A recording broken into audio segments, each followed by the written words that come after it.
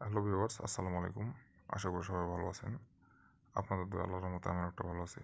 তো ভিউয়ার্স, বরাবরের মতো আজকে আমি আপনাদের মাঝে আবার একটি বশীকরণ নকশা নিয়ে আসলাম। তো ভিউয়ার্স, এই বশীকরণ নকশাটির মাধ্যমে আপনারা যে কোনো নারীকে বশীভূত করতে পারবেন এবং শুধু বিবাহিত না, বিবাহিত অবিবাহিত এক কথায় যে কোনো ধরনের মানুষকে আপনি বশীভূত করতে পারবেন। সে যদি আপনার ফ্যামিলিরও কেউ হয় তাতেও করতে পারবেন, কোনো সমস্যা নাই। তবে আপনাদেরকে এটি জায়েজ উদ্দেশ্যে মানে সৎ উদ্দেশ্যে করতে হবে। যদি ফ্যামিলিতে করেন, খারাপ উদ্দেশ্যে করতে গেলে ভুল ত্রুটি হয়ে যেতে যায়, তাহলে কিন্তু আপনি যেটা চাচ্ছেন এটার বিপরীত হইতে পারে। তো ভিউয়ার্স, স্ক্রিনে দেখতে পাচ্ছেন এই নকশাটি আপনারা থাম্বনেল দেখেই বুঝে গেছেন যে এটা কী কাজে ব্যবহার হয়।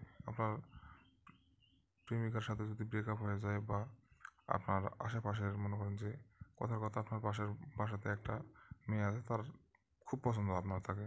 এখন প্রত্যেকদিন যাতায়াতের সময় তার সাথে দেখা সাক্ষাৎ হয়, কথাও বলেন, কথাবার্তা সবই হয়, কিন্তু আপনি তাকে আপনার মনের কথাটা বলতে পারছেন না। মানে সবই হচ্ছে, কিন্তু আপনি যেটা চাচ্ছেন মনে মনে সেই কাজটা হচ্ছে না।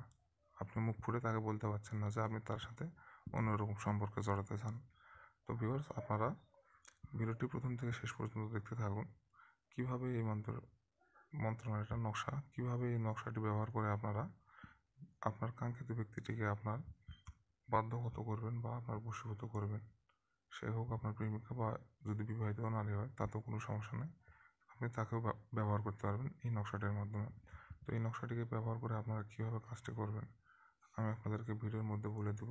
আপনারা ভিডিওটি না টেনে না স্কিপ করে প্রথম থেকে শেষ পর্যন্ত দেখতে থাকুন। আর যারা আমার চ্যানেলটি এখনও সাবস্ক্রাইব করেনি তারা অবশ্যই আমার চ্যানেলটি সাবস্ক্রাইব করে দিবেন এবং পাশে থাকা বেল বাটনটি বাজিয়ে দিবেন, যাতে করে পরবর্তীতে আমি নতুন কোনো ভিডিও আপলোড করলে আপনারা সঙ্গে সঙ্গে পেয়ে যান। তো ভিউয়ার্স, অনেক কথাই বলে ফেললাম, এখন কাজের কথায় আসা যাক। আপনারা কখন, কীভাবে, কোথায় কাজটি করবেন আমি আপনাদেরকে বলে দিচ্ছি। আপনারা মনোযোগ সহকারে ভিডিওটা দেখুন, কারণ যদি টেনে টেনে দেখেন বা স্কিপ করে দেখেন তাহলে দেখা গেল আমি একটা নিয়ম বললাম, আপনি ওইটা শুনতে পারলেন না। এখন কাজ করতে গিয়ে একটা নিয়ম বাদ পড়ে গেল, তাহলে কিন্তু কাজের ফলাফল পাবেন না। কারণ এই কাজগুলো খুবই সেন্সিটিভ। আপনার কাছে এই নকশাটা শুধুমাত্র কয়েকটা সংখ্যা মনে হতে পারে, কিন্তু এটা খুবই শক্তিশালী এবং খুবই পাওয়ারফুল একটি নকশা। তো ভিউয়ার্স, আপনারা কীভাবে কাজটি করবেন আমি বলে দিচ্ছি। তো যেটা বলতেছিলাম, স্কিপ করে বা টেনে টেনে দেখলে ভুল ত্রুটি হওয়ার সম্ভাবনা থাকে।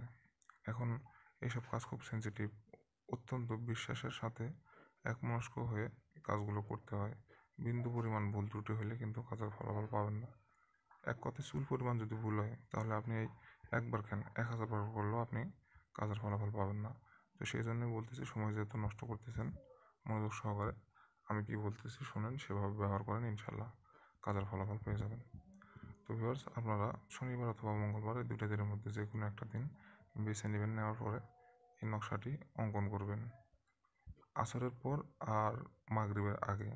এখন এই আসর আর মাগরিবের মধ্যবর্তী সময়, মানে আসরের পরে আর মাগরিবের আগে, এই সময়ের মধ্যে আপনি এই নকশাটি অঙ্কন করবেন। করার পরে আপনাকে এই নকশাটির নিচে, আপনি যদি ছেলে হয়ে থাকেন তাহলে আপনার নাম দিয়ে বিনতে বাবার নাম দিবেন, তারপরে মেয়ের নাম বিনতে তার বাবার নাম দিবেন। দেওয়ার পরে এটা একটা তাবিজে ভরে নেবেন। আর নকশাটি লাল কালি দিয়ে অথবা জাফরান কালি দিয়ে লিখতে হবে। জাফরান কালি যদি না পান লাল কালি দিয়ে লিখতে পারেন, সমস্যা নেই। তারপরে আপনারা এই নকশাটি তাবিজে ভরে যে কোনো চুলার আশেপাশে রাখবেন, যাতে এটা নষ্ট না হয় সেদিকে খেয়াল রাখবেন। এখন এই তাবিজে যতটা গরম লাগবে, মানে যতটা তাপ পড়বে, ওই কাঙ্ক্ষিত ব্যক্তি আপনার জন্য ততটাই উন্মাদ হয়ে যাবে। তো ভিউয়ার্স, এই ছিল আজকের ভিডিও। আশা করি